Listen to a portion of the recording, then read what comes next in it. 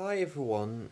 Okay, so this is something of an off the cuff video. I just wanted to talk a little bit about Star Wars again. We're just coming off of Obi-Wan, and obviously, the response to the series hasn't been great. And obviously the series as a whole, left a lot to be desired.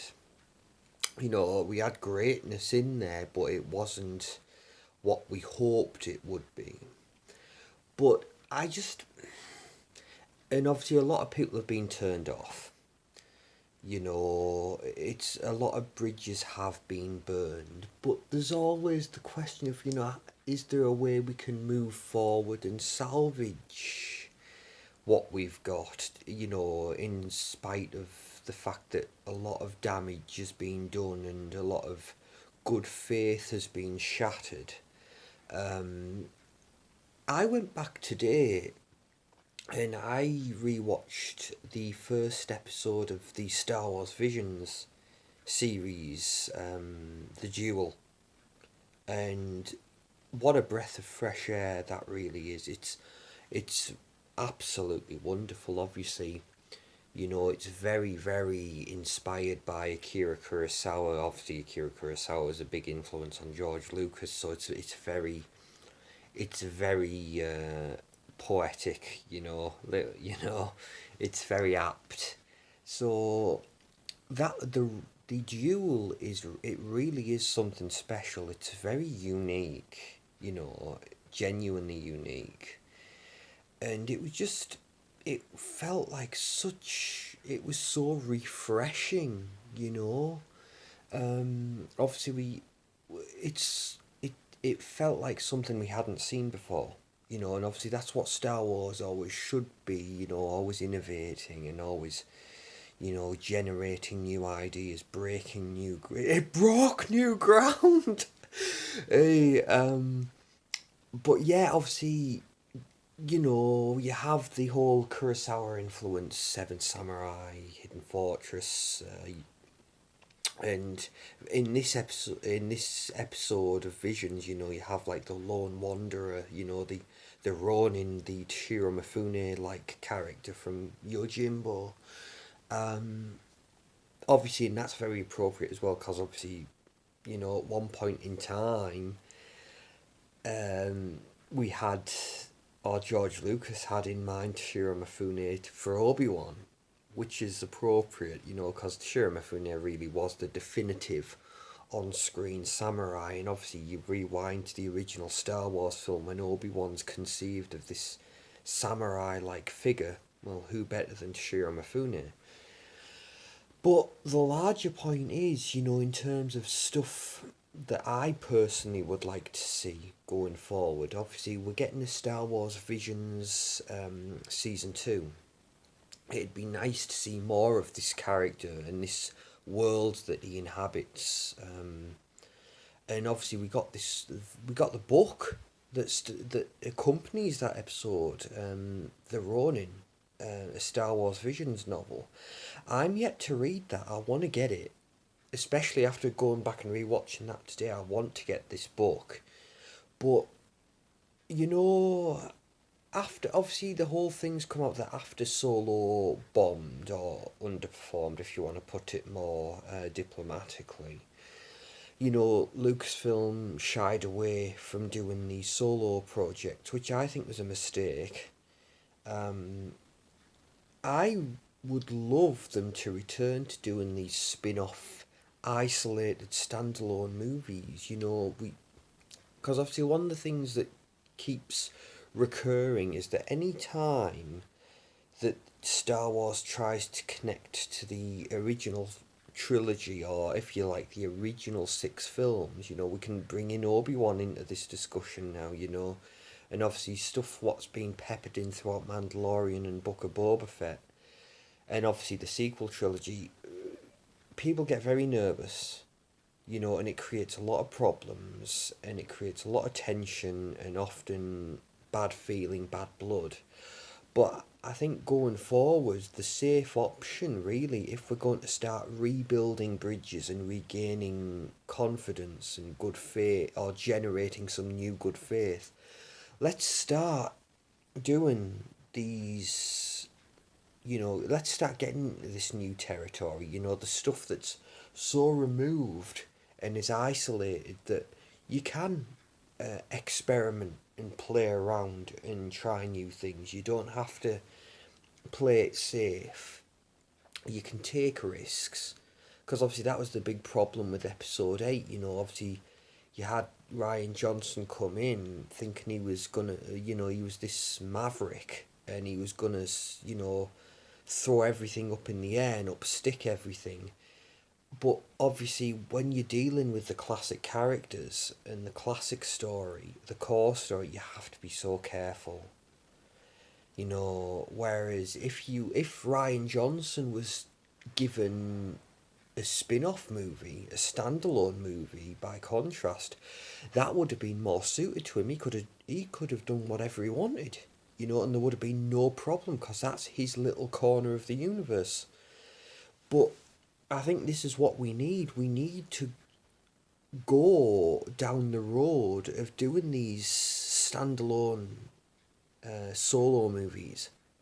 And I think for me, I would love to see a live action standalone movie based on The Ronin. Um, Whether you do something that follows on from the Visions episode, or whether you adapt this book, or something along those lines, because it's such a great character, and obviously we have that reveal at the end of the Visions episode. Inside his cloak, he's got all these various kyber crystals that he's collected. You put two and two together, like, oh, this is a guy who's basically hunting down various Sith lords, across the galaxy, and he's just murking them. Yeah, which would be fascinating to see play out on the big screen, and also getting delving into this guy's backstory. What's his deal? What's he all about? And this wonderful style, this aesthetic. I mean, I appreciate, how would you go about translating that into live action? That's obviously a big question, but it could be done. And this whole idea of having it primarily in black and white, but it's accented with various glimpses of colour, certain, obviously the blaster bolts have colour, the lightsabers have colour, the kyber crystals have colour. It's very, very interesting. But then obviously, you know, who would you have play the Ronin, because obviously Toshiro Mifune would have been the perfect guy, but he's no longer with us. I really feel genuinely, obviously we say Toshiro Mifune is the definitive on-screen samurai. I really feel that the legitimate successor to Toshiro Mifune is Hiroyuki Sanada. And the wonderful thing about Hiroyuki, he has that international appeal. He is a big name in Japan, obviously in the original version of The Ring from '98, and then obviously in the Yoji Yamada film The Twilight Samurai, and then obviously crossing the waters and having been part of The Last Samurai with Tom Cruise, that putting him on the map internationally, and then following that up with stuff like Rush Hour 3 and The Wolverine and The Railway Man, and obviously now Mortal Kombat, and he's going to be in Bullet Train, he's going to be in John Wick 4, you know. Hell, he was in Endgame, shows up for 2 minutes and fights Jeremy Renner. Um, so having Hiroyuki Sanada as this Ronin character, I really think would be phenomenal. Now, granted, Hiroyuki is he 60? But he isn't built like your typical 60-year-old. He can pass for younger. You look at him in Mortal Kombat and you'd think that's not a 60-year-old guy right there.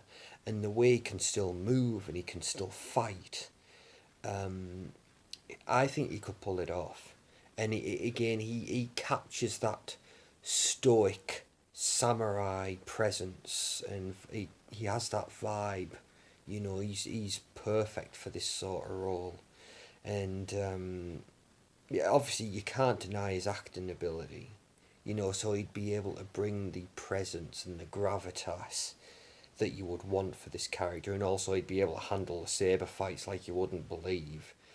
But that would be, if I could pick what I'd like to see out of Star Wars going forward, that's my pick right there.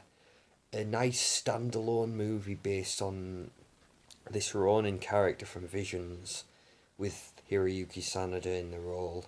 Again, I think it had so much potential, and as you say, just a nice one and done breath of fresh air.